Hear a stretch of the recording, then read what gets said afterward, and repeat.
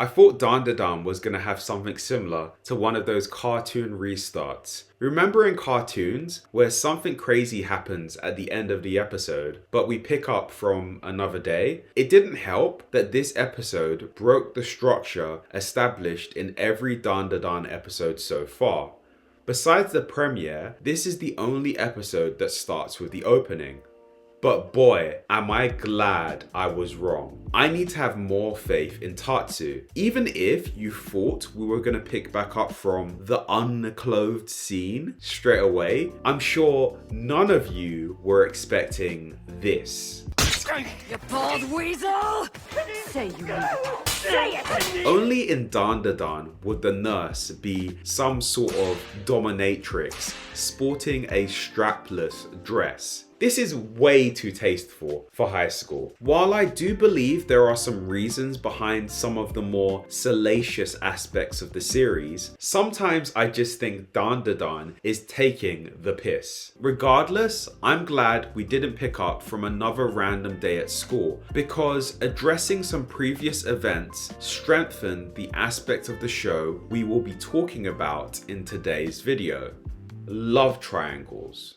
And nude gladiator combat was the only way to settle it! Nude gladiator combat? That sounds eerily similar to another series. I think it's important to talk about this because love triangles can be so divisive. You only need to look at the MHA fandom to understand that. Sometimes so divisive that it can ruin the enjoyment of the show for some people. There are many different types of love triangles, and I've found some complex breakdowns of this storytelling trope. However, for the sake of this video, I'll break it down into 3 major categories. The traditional love triangle, which we are going to call the fickle, indecisive love triangle. This Reddit user, JM Riddle, put it perfectly. MC can't decide if they love interest A or love interest B. Then we have what I like to call the loser love triangle. Sorry, Naruto. That story always comes to mind when I think of this scenario.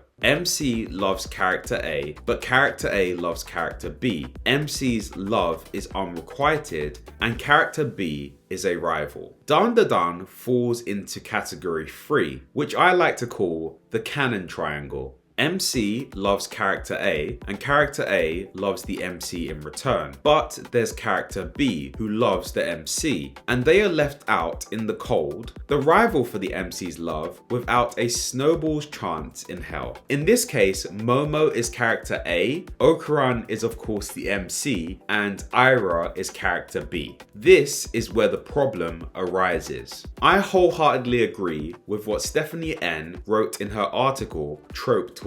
The one-sided love triangle. Stephanie writes, the problem with love triangles is that if there is a couple the audience is supposed to root for, it can be hard for the third person lingering over the romance. Manga readers, mark your comments with spoilers like this so that we keep the comment section clean.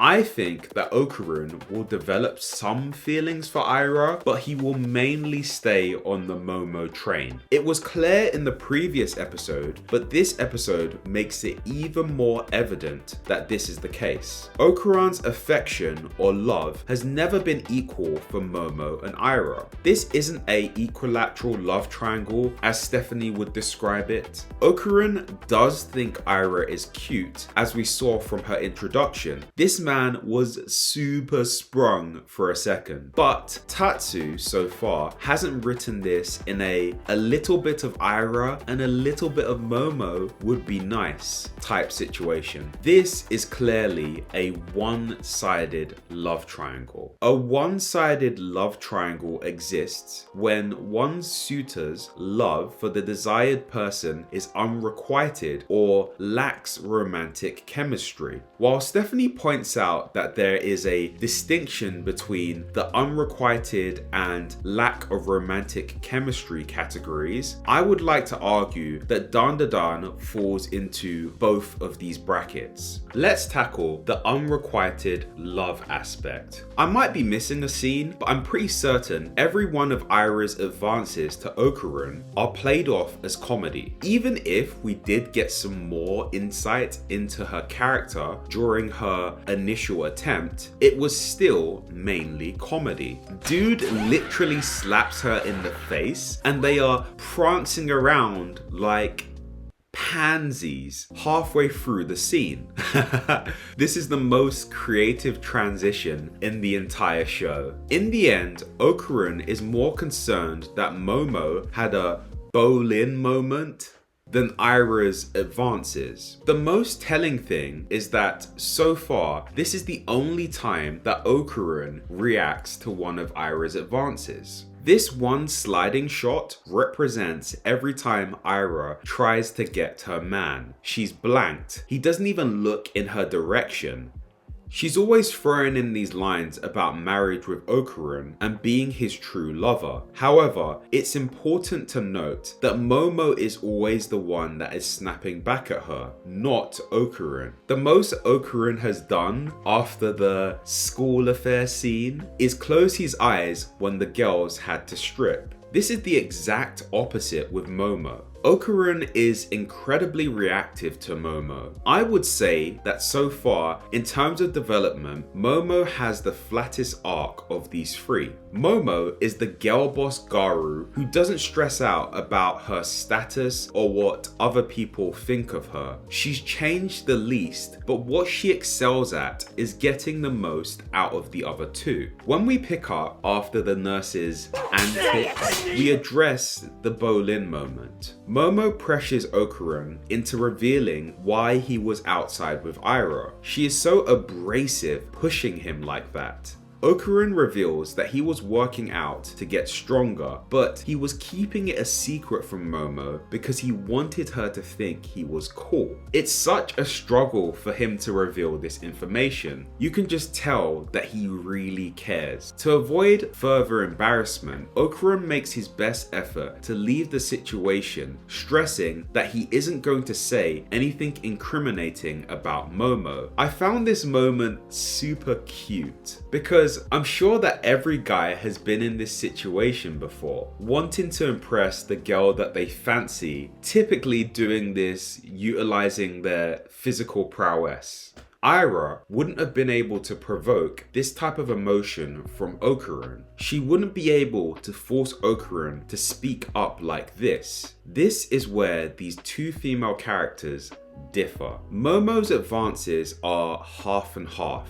50% comedic and 50% genuine displays of affection. It's surprisingly the quiet moment at the end of this scene that highlights how genuine their affection is. Momo has a lot of chemistry with Okarun, as this isn't the first time we've seen her encourage him to open up. We saw her do this during the rom-com episode, when Okarun was in disbelief that she would be waiting to see him. When he walks past her, she goes out of the way to say hi first. This isn't even the most impactful example of this. For me, that would go to the scene earlier on in the story where we see Momo is the catalyst for Okarun's growth. Back when Okarin had his mini fro.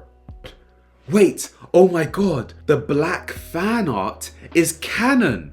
I'm joking, please don't take that seriously. I just wanted to make fun of the recent drama. Sometimes laughter is the best remedy to a stressful situation. Okarun has this limiting belief that he can't make friends because he is different. He says, "You're not someone that a person like me should be talking to." He even apologizes to Momo, suggesting that she ignores him once the ball catching ordeal is over. Momo is frustrated with Okarun. She states he assumes other people's feelings and jumps to his own conclusions without asking how the other person actually feels. She tells Okarin the reason why he doesn't have any friends is because of this attitude. It leads to him shoving people away. Momo invites him to do the exact opposite.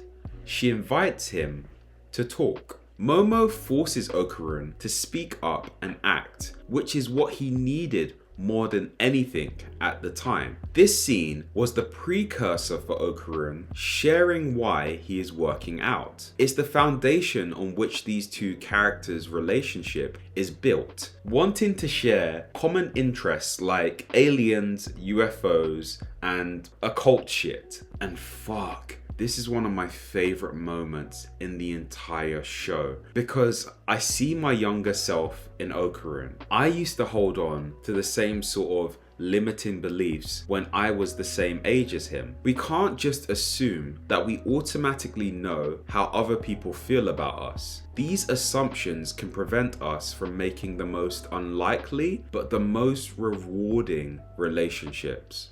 For me, Okarin and Momo are the embodiment of this life lesson. I think it's symbolically shown that Momo is the catalyst for Okarin's development by his appearance. When we first meet Okarin, he is shy and timid. The anime does a great job of conveying this aspect of his personality with the awkward character animation that is used. Upon further inspection of Okarin's appearance, he has this bowl cut, which represents his reserved nature. This is a haircut a lot of parents get for their kids. In anime, it's usually reserved for shy characters like Mob from Mob Psycho 100. But there's more to Okarin than that. Maybe I'm reaching here, and I even went back to the manga to check this, but this isn't just a normal bowl cut like Mob's. It has this messy and unrefined look in the bangs. Also, the top has these spikes. I think this shape language represents that although Okarin is a shy and reserved character, he has a bit of an edge. This is evident once Momo makes the first move. Okarin doesn't stay shy. Sure, he's reluctant to talk at first, but then he chases after her, expressing himself with this awkward and erratic energy. Once he chooses to fully embrace being a brave character when they are fighting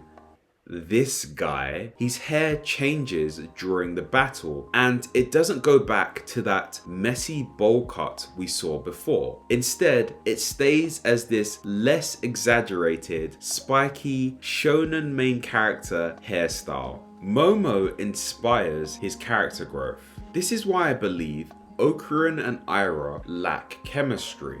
Up until this point, they've never shared such a tender moment like this, or a character-defining moment like this. She doesn't help Okarin grow in a tremendous fashion. In fact, I believe it's quite the opposite. Okarin and Momo help her grow as a character. That's right, meeting Okarin and Momo has made Ira better. When Ira was introduced, she is a self-centered girl more concerned with her place in the high school pecking order than other people's feelings. In this episode, she makes a dramatic shift by revealing it was actually her that was spreading those horrible rumors about Momo being the local turbo tart. Her time spent with Okarin and Momo during the Silky and Serpo arcs has planted the seed for her to build a fondness for the pair. Also, maybe after experiencing how rough Silky's life was, she's realized that these appearances and status games aren't as important as she initially thought they were. I'm curious to see where they will go with this. Will everyone continue to dick ride her? Or will she grow unpopular because of this reluctant decision? So the question becomes, why is Ira in the story?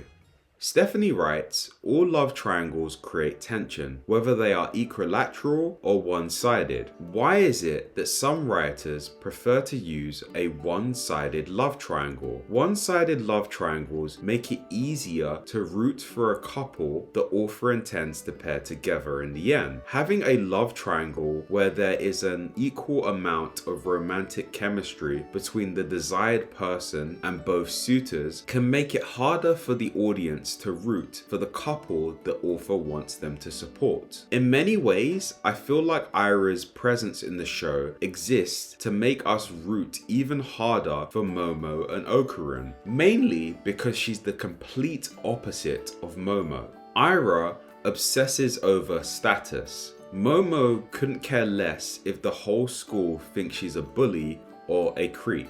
Momo is brash and loud. Ira is soft-spoken. She's so considered with her speech that we hear her inner monologues about how presenting herself in a certain way will increase her status. Ira is often in these very feminine and coy poses, while Momo straight up looks like she's ready to box the next person she sees with her strong body language. This dynamic is so distinctive that it even passes down to their crews. It really stood out to me in this episode when I observed how differently Momo and Ira rock their sports uniforms. Momo goes with this delinquent look with her collar zipped down, while Ira is always preppy, preferring to be zipped up.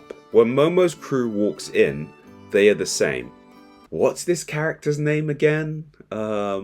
Miko? Miko wears her uniform loosely too, with her shirt not done up and her bow hanging far from her neck. When we juxtapose to the classroom, we see how everybody else wears their uniforms in the correct formal manner. Ira's friends wear their uniforms fully buttoned up and, at least to me, seem to go for more conservative hairstyle choices. Okarun doesn't need a preppy, holier-than-thou and image-conscious type of person. He'd be better off with a more outgoing and abrasive person like Momo. Stephanie writes, while one-sided love triangles may not create the same level of conflict as an equilateral love triangle would, there should be other sources of conflict depending on the type of story the author is trying to tell. This brings me to the other reason why Ira is necessary, and the biggest reason for me defending this love triangle: the comedy. I can't help but laugh when I see Ira squirm around like this, thinking about Okarun's thing. Momo overreacting to her obsession is always funny too. It's the hilarious dynamic between these three characters that keeps me coming back to this show. Momo needs someone to get underneath her skin whenever Granny Seiko isn't around, and Okarun needs to assert his dominance once in a while. I still can't believe he slapped her. Dandadan's weird world building. When we are finally allowed to find out more about the world through the mantis shrimp's backstory, questions like what planet is he from and what is the name of his race come to mind. The thing is, all of this is censored for the sake of comedy. It feels like this whole story was made to build up the fact that the mantis shrimp's blood is milk, so he needs a cow. Why not have the most bizarre spectacle scene of a cow being abducted by aliens? What the fuck? Like, if I gave you my wiener, would that save your son's life? Whoa! I laughed for a whole minute when Okarun offered his weenie like that. He shouldn't make that into a habit. That can lead to dark and itchy places. If you want to see my full reaction to the episode, be sure to check out my Patreon. What we have known to be this love triangle may end with the introduction of the new guy, Gigi, who just happens to be Momo's first crush. These blushes don't lie. Now, Okarun is competing with Chad, and this is going to be hilarious. I've been waiting on this guy for a while because I want to comment on the dynamics of the cast of Dandadan, but I thought it wouldn't be fair till I've seen Gigi in action. One cast member can change the entire dynamic drastically. Another series that has an unconventional shonen cast is Freerun. As soon as Sign was introduced to the show, he drastically changed the dynamic of the cast. For me, he brought balance to the crew. I may explain this in another video in the future because I find it incredibly interesting. Final thoughts. Circling back to the start of this video, I'm so glad they addressed what happened behind the school. Not only because it highlights how boring my high school life was compared to these guys, and apparently compared to a lot of the guys on this channel, I'm glad because it deepens my investment in the romance being built here outside of the comedic elements. I'm curious to see what Gigi's personality is like. Based on his appearance and Tatsu's writing style so far, I don't think he will be the smooth, cocky type of character. I think he's probably gonna be super awkward. At the time of writing this script, I hadn't seen episode 11 yet, but now that I'm recording it, I have seen episode 11 and I'm a clever guy. She doesn't seem to write anymore, but thank you to Stephanie and that one random Reddit user for their writing.